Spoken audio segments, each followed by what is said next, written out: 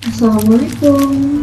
Apa kabar anak ibu semuanya? Ibu harap semuanya dalam keadaan sehat walafiat ya. Sudah siap nih menerima pembelajaran materi baru dari ibu? Ya, pastinya semua harus siap dan bersemangat ya. Baiklah, hari ini materi kita adalah teks biografi. Ya, anak semuanya. Sebelum kita mempelajari materi teks biografi, Ibu akan menyampaikan kepada kalian semua mengenai tujuan pembelajaran kita. Apa ya tujuan pembelajaran kita? Ya, tujuan pembelajaran kita adalah melalui model pembelajaran problem-based learning, peserta didik mampu menganalisis aspek makna dan kebahasaan, serta menceritakan kembali teks biografi melalui tayangan PowerPoint dan video pembelajaran dengan teliti dan tepat. Anak-anak ibu semua, perhatikan siapakah mereka? Yang pertama ini adalah sosok tampan seorang aktor yang saat ini masih warawiri di dunia perfilman Indonesia. Pastinya kita selalu temui beliau di televisi ya. Yang apalagi nih baru-barusan ini beliau memerankan sosok Bapak mantan Presiden Republik Indonesia yaitu Bapak Baharudin Yusuf Habibie di salah satu film yaitu Habibie dan Ainun. Siapakah beliau? Ya, beliau adalah Reza Rahardian. Sangat menginspirasi sekali ya tokoh salah satu artis di Indonesia ini. Yang berikutnya, wah baru saja Ibu sampaikan sebut namanya ya. Ini adalah salah satu sosok paling inspirasi sekali di saat ini yaitu Bapak Baharudin Yusuf Habibie, salah satu mantan Presiden Republik Indonesia yang sangat dikagumi dari semua penjuru dunia ya pastinya. Nah, Bapak B.J. Habibie ini juga saat ini sedang sangat menjadi inspirasi seluruh rumah tangga atau kehidupan orang-orang, yaitu di mana sosok beliau yang setia mendampingi istri tercinta hingga akhir hayatnya, dan saat ini pun kisah hidupnya sudah difilmkan bahkan dibuat bukunya ya, Bapak Baharudin Yusuf Habibie. Selanjutnya siapakah beliau? Aduh, ini adalah sosok sangat inspirasi dari zaman ke zaman hingga akhir hayat ya, perempuan yang sangat ibu juga sangat menginspirasi beliau. Siapakah beliau? Iya, Ibu Raden Ajeng Kartini. Nah, beliau ini adalah pahlawan wanita yang sangat memperjuangkan sekali sosok wanita-wanita yang ada di Indonesia ya pastinya. Selanjutnya yang terakhir adalah ini artis cantik, sudahlah cantik, pintar, kemudian bagaimana lagi ya filmnya itu baik zaman dulu hingga sekarang masih sangat digemari baik dari kalangan remaja bahkan dewasa, bahkan sekarang anak-anak pun sudah ada yang tahu ya beliau ini ya, karena sudah ada media sosial ya. Siapa beliau? Ya, Dian Sastrowijoyo. Nah, Dian Sastro ini sangat digemari sekali dengan film-filmnya yang sangat meremaja ya, yang membuat para remaja saat itu menginspirasi sekali dengan sosok beliau ini. Ya, anak-anak ibu semua, mereka adalah sosok-sosok inspirasi di zaman sekarang, baik dari dulu maupun sekarang juga sangat menginspirasi untuk kita semua. Baik, anak-anak ibu, barusan tadi ibu sudah menyampaikan sosok-sosok inspirasi ya. Nah, sekarang ibu pengen tahu, memberitahukan kepada kalian nih, sebenarnya apa sih itu biografi? Ya, anak-anak ibu semua tahu apa itu biografi? Ibu harap semuanya juga tahu ya. Bisa kita bahas di sini, apa itu sebenarnya biografi? Ya, biografi adalah riwayat hidup yang dituliskan oleh orang lain. Nah, kemudian untuk teks biografi sendiri merupakan teks yang berisi perjalanan hidup seseorang yang ditulis oleh orang lain. Jadi, tujuannya kita mempelajari teks biografi adalah untuk menambah wawasan dan edukasi kita mengenai sosok-sosok inspirasi yang ada di sekitar kita. Anak-anak ibu semua, untuk teks biografi ada beberapa materi khusus yang harus kita pelajari. Yang pertama adalah mengenai aspek makna, yang kedua adalah aspek kebahasaan, dan yang ketiga adalah menceritakan kembali. Jadi ketiga ini yang akan kita pelajari pada hari ini ya Nana Ibu. Baik, untuk yang pertama adalah aspek makna. Apa sih sebenarnya aspek makna itu? Ya, aspek makna dapat kita temui dan dapat kita jumpai di mana? Ya, pokok informasi. Jadi kita temui dulu pokok informasinya, kemudian kita baru mengetahui di dalam informasi tersebut terseliplah sebuah makna. Nah, bagaimana cara kita menemukan pokok informasi? Di mana kita menemukan pokok informasi? Ya, pokok informasi dapat kita temukan pada bagian ide pokok. Nah, teks biografi kurang lebih sama dengan teks naratif, di mana ide pokok yang terdapat di dalam teks biografi tidak hanya terletak di awal saja seperti kita menemukan ide pokok pada teks-teks lainnya. Namun, teks biografi sama dengan teks naratif memiliki ide pokok yang terdapat di awal, di akhir, ataupun di tengah paragraf. Sampai di sini paham ya Nana Ibu? Jadi untuk kita menemukan sebuah makna, kita harus mengetahui informasi yang terdapat di dalam teks biografi tersebut. Nah, bagaimana cara kita menemukan informasi? Kita temukan dulu ide pokoknya. Nah, bagaimana cara kita menemukan ide pokok? Kita lihat dulu. Teks biografi ide pokoknya sama dengan seperti teks naratif. Kita dapat menemukannya di awal paragraf, di tengah paragraf, ataupun di akhir. Jadi letak ide pokoknya menyebar ke seluruh paragraf. Baik, selanjutnya aspek makna. Ada contohnya agar kalian lebih memahami. Ibu akan bacakan sebuah teks. Ia adalah seorang perempuan dari kalangan bangsawan yang lahir pada tahun 1879 tanggal 21 April di daerah Jepara. Beliau adalah Raden Ajeng Kartini Jojo Adiningrat adalah nama lengkapnya, tapi beliau biasanya disebut dengan R.A. Kartini. Di usia 25 tahun, Kartini menghembuskan nafas terakhir setelah beliau melahirkan R.M. Susalit, yakni pada tanggal 17 September 1904. Jadi anak-anak ibu, di manakah letak aspek maknanya atau yang mana dimaksud dengan aspek makna? Ya, berikut jawabannya. Kartini adalah perempuan bangsawan yang lahir pada 21 April dan meninggal pada 17 September 1904. Nah, ini adalah aspek makna yang terdapat pada kutipan teks yang baru saja Ibu bacakan. Kita lihat teks berikutnya ya.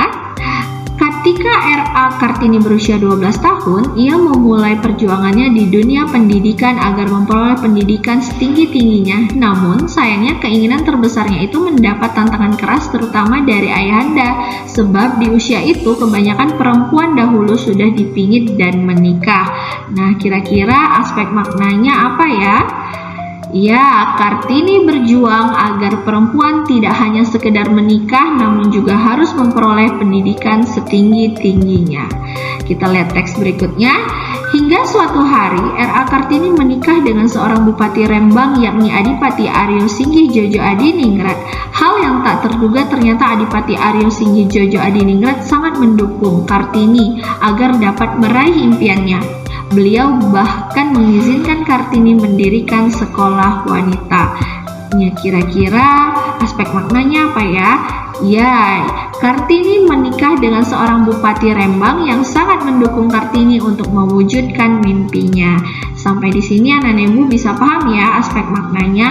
Jadi tidak hanya terletak di awal paragraf saja, namun ada yang di tengah, ada juga yang. Selanjutnya yang akan kita pelajari pada hari ini yaitu mengenai aspek kebahasaan. Apa saja sih aspek kebahasaan yang terdapat pada teks biografi itu? Ya, yang pertama merupakan adalah kata ganti orang ketiga. Seperti apa contohnya? Ya, ada dia, ada ia, ada beliau. Itu adalah kata-kata yang menunjukkan bahwa itu adalah kata ganti orang ketiga. Nah, selanjutnya yang kedua adalah kata kerja tindakan. Nah, seperti apa contohnya? Menemukan, membuat. Jadi semua yang melakukan sebuah tindakan atau yang dikerjakan itu dapat pada teks biografi merupakan kata kerja tindakan. Yang ketiga adalah kata deskriptif.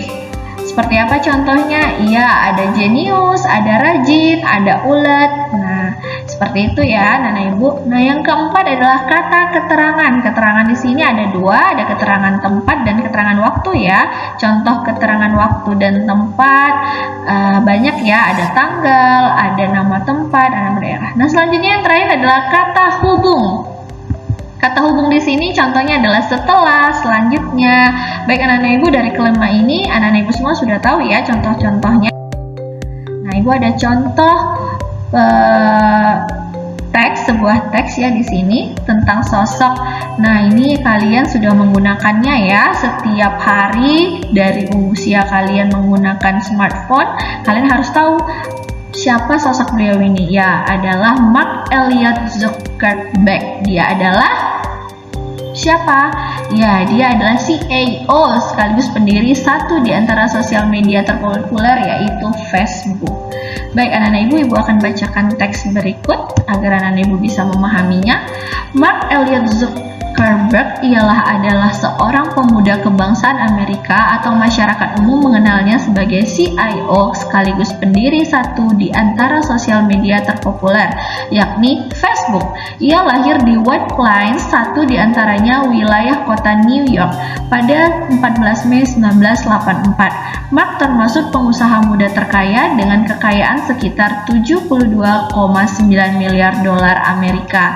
Sebelum membuat platform tersebut, Mark Zuckerberg seorang mahasiswa di Universitas Harvard.